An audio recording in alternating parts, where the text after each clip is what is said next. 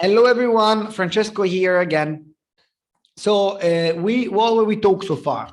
The fundraising means success. Love money makes you more likely to succeed. First thing. Second thing, we investors are looking for unicorns. If you are not going to be a unicorn, we're not interested in you. So forget about that. Forget about fundraising if you got no plan to be a unicorn. If you do have plan to be a unicorn, show me how. I at least have a vision on how. Okay. Second thing. Third thing. Before you start fundraising, get a good strategy. So how much you're raising for, how much you're raising, how much equity you're willing to give, and who to ask. Okay. Once you got this, create a deck, deliver the pitch. We already say how. The pitch, the deck, we give you the template. The pitch should be really slow and you should be very confident. And remember, there's a lot of capital, but just one you. And finally, I want to just give you a couple of slides on the most common mistake I've seen. Again, I see around probably like, so when we do 80 startups, we've seen around, 2,000 startups per year. And this is the most common mistake I've seen. So timing, don't raise during holidays because it's just simply slow a lot. So raise the new year, okay? And don't, so ski week is actually a thing, but among investors, so don't do it. If you're having a bad queue, unless you definitely don't need to raise, just don't raise, okay? If you had a bad season, so there are some businesses, I'm thinking, for instance, I'm thinking of, I don't know, like, I'm thinking of like seasonal businesses like ice creams, for instance. Okay, so ice creams, they are very popular in summer but not in winter, so just trying to fundraise in summer. When you have 6 months less in cash, you need to go deep into fundraising or just focus on other problems, because maybe so fundraising takes 6 months. So you need to speed up or get some cash right now and focus on fund. So get some early cash straight away from angels or something else, and then go focus on the next round. When do you need to fundraise? When you're about to hit a milestone, when you just hit a milestone, or when you're about to get someone good coming in. So you start raising and then you call up your investor and say, hey, look, just to let you know, we spoke last week. I just want to tell you know that today we reached €1 million in revenue. This is a good way, this is a good timing to fundraise. A deck should be 10 slides maximum. I don't want to see deck more than 20 slides. Then you go something called appendix that is after the decks, and you can do 100 slides or all the question you've been asked and all the explanation. But this is what the deck should be, 10 slides, and don't talk more than 5 minutes. So investors like to talk. So like every other person on the planet. So what you want to do is them talking, because the more they talk, the more they get oxygen in the head, and the more oxygen they go in the head, they are easily to convince. Believe it or not, this is science. So let them talk 5 minutes and get Q&A, just discussion. So there are some data that should be named clearly. What are those data? How big could be your market? So in theory, so this is a good thing. Right now we know that every market is huge. So if you're doing something for glam, let's call it glamping. So glamorous camping. So cool tent to camp, for doing camping. Okay. This is supposed to be a small market. It might increase, but everyone knows it could be massive. So basically there's no market right now that is global and we think is small. There are a couple of markets, there are some markets that some people might think is small. I'll give you an example, lottery, okay? Lottery, I never play lottery and I think it's small. But just in this case, I want to see how big is the market, because I don't know about big lotteries. But in all the other case, I want you to show me that I don't need to tell me that a McKinsey report say that your market is 10 billion. But so unless it's important, I don't want to know how big is your market. What I want to know is how fast you're growing, what is your month on month, week on week, or year on year growth rate. In theory, like a 10% month on month, or 3% week on week, or a 300% year on year. That's what I want to see. That's my sweet spot. Like that's not my sweet spot, is what everyone will think will be interesting, at least. If you go less, it's still fine. If you go more, it's great. If you go less, obviously, if you go very much less, Just if you just double your revenue, I think you either have a plan to do much more, or you better focus a bit more on the business. And yeah, use simple sentences. You remember, speak slowly and speak to a baby. That's the whole point. Go to a 15 years old, go to a 20 years old and doesn't know anything, and explain this to him. If he understands it, then go on. Pitch. Again, don't talk fast and don't talk too much and don't go in details. So you have to talk very slowly. You have to talk very, very, very low. So it's a very tiny amount of words, the less you can, and don't go in details. Why don't you want to go in details? Because details distract you. I wanted you to draw the big picture. I want you to tell me the story. What's the story? The story is that the market has a problem. There's no solution right now, unless it's you, and you're going very, very good. And this is us. This is the team that is doing this. Everything else is not important. If they got any question, you just tell you, because they're going to have lots of questions about what you say, and then you're going to explain to them. But they go in mind one story, that is, the market has a problem. The problem is big. I solved it, and that's what I'm going to do. So anything else is knowing this story should be excluded. If they ask, good. If they don't ask, don't. And you should do it very slowly and with a lot of confidence. Again, I'm telling you, the main point is doing very slowly. And there's no person that I've seen doing too slowly. I've seen person doing too fast every time. I'm seeing big entrepreneur going too fast, but I've never seen someone going too slow. So go, if you think you're slow, go slower. If you think you're slower than what you need to be, go slower again. There's no limit to slowness that is actually unacceptable. Slower, always better.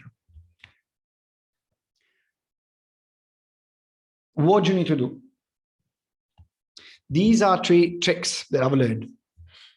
So every lawyer in court, they will do something called weakness statements. So if I'm a lawyer, I need to defend my client against obviously the other lawyers, and I'm in court, what I'll do to defend him straight away is, believe it or not, is to list all the things that he did or she did and are suspicious, are like not really that good at the beginning. So I will start saying, this is called accusation audit. So what I'll do is I'll start and I'll say, I know my clients is not saint. I know my clients was in the wrong time, in the wrong place. I know my clients doesn't have a good past history. Why I'm saying this thing as a first thing? Because when I say something, if I say something about me, in your mind, you do it by cancel. You think this is cancel. This is not actually happening anymore. So it's like if I say something like, I know we missed a big client last month. I know our market seems small. I know we tried to go in the US, but it didn't work out. We are simply saying that I know we had this problem. Let's forget about it. Let's talk about the business. When you say so, you are implicitly, you are subconsciously saying to the investor, I acknowledge my problem. You acknowledge as well. Let's talk about something else. And it's like you overcome his objection. If you don't do it, at the end of the pitch, it will say, why did you lose the clients? And you get a couple of points less, and you have to justify yourself. But if you start this at the beginning, it's already justified. It's okay, let's forget about it. Mentally, is all the new things. One cool thing that you can do is use references. So everyone keeps saying, hey, my clients love me. It's not true. Oh, hey, my investors love me. It's not true. What you can do is, and even if it's not true, you can still do it. You can create a list of references. So a list of people that you know they are happy with you. So if someone say, are your clients satisfied? You don't say yes. You say yes and pick a name from this list. Speak with someone. This is actually my clients. I want you to meet them and use them as a references. These are very powerful tools. Why this is a very powerful tool? Because for 2 reasons. First of all, people will start trusting you. Even if they don't reach to your references, they trust you. Second of all, they get to know people in your circle of connection, hence they get more closely to you, hence but psychologically they are more committed to invest in you because they said to someone that they will invest in you. Third thing is that you give people an understanding from the outside what you do, and then if it's good, it's actually better. Third thing that is actually really good is tell specific numbers. What does that mean? If someone is asking you, how much are you making revenue this month? Don't say 10,000 MRR. Say 9,985, because it gives you kind of an understanding that you know the whole industry, your whole company so good by heart that you know the specific number of everything because you live up to that number. Okay? Again, process. This is something I want you to do. Every time, if you're fundraising, every time you book 4 or 5 hours per week to work on fundraising. Don't work too much on fundraising, because otherwise you're always going to talk about it and then focus on the business. Just book 4 or 5 hours. Every time you receive a question, write it down and create a slide deck for every question you receive.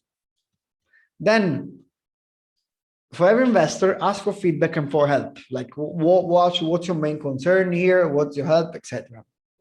Then focus on the important thing. So if you focus too much on the deck, on like a template, like the design, is bad. If you focus too much on the, I don't know, if this is the right shirt or not, that's bad. Focus on your business, and your business.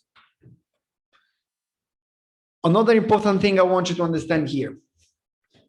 This is one of the main mistakes people do. So investors will waste a lot of your time. So 95% of the startups that don't fundraise, 5% do, but 100% waste a lot of time. But the reality is that this 5%, the successful 5% raise, and so it makes sense. The 95% just waste time, that's it. When you start growing, they're going to impose your decisions. So they're going to tell you what's right and what's wrong, because they're part of the business, especially from Series A on. And then obviously they don't care about you, they care about growth. So if there's a time that you see something else, but you want to sell the business, but they don't, they're going to push you for selling, because they're going to push you for keep growing, because that's where they make more money. So investments brings more money, but it's not necessarily true that you need an investor. Maybe, especially if your market is small and if you don't need a lot of money to grow, and especially if you don't feel like you want to do a 10-15 years journey on your company, what you should do is create a successful company, become profitable, run it for a couple of years, and then sell it and get your money in the bank account, buy you an house, buy you a restaurant, enjoy the life. There's not just one way. There is the investment route. There's also the bootstrapping, or the small investments and then you go route. There is actually much more interesting also, because it's easier, it's faster, and it has a way higher success rate. So let's suppose you've seen these 7 videos twice. If everyone that you know says no, everyone, you probably need to focus a bit more on the business, because remember, it doesn't mean that if you are a great pitcher, if you go a great strategy, and if you go fundraise and you just don't fundraise, probably you don't have a good company as you think you have. So maybe your company is not right. That's the thing. So it's not a problem. Just maybe remember that you don't need investor. You can also grow your company on. If they come, they come. But if they don't come, it's still fine. Now, last video, we're going to talk about the full process. Okay. So, and that's going to be the last video. Thank you so much. And yes,